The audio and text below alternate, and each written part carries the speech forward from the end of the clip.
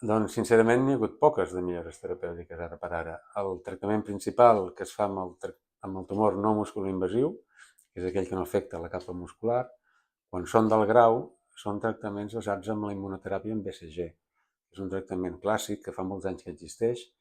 i ara estan començant a aparèixer noves drogues, acompanyats també de la immunoteràpia sistèmica, que es poden posar endovasicalment. Ara s'ha inventat un dispositiu, per exemple, estem participant nosaltres en un estudi on es col·loca aquest dispositiu, que és com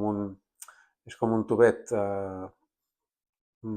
girat en si mateix, com una espècie de bretzel, que en diuen, que es pot col·locar a la bufeta, i dins d'aquest tubo hi ha un medicament que va alliberant el fàrmac constantment,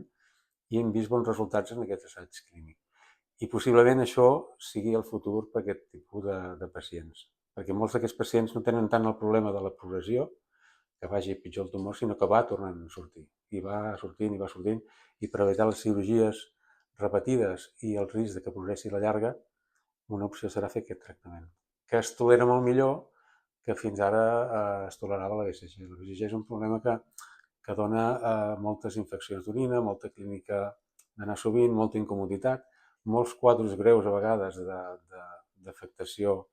de tuberculosi, fins i tot sistèmica, i és un tractament que jo crec que tard o d'hora el retirarem.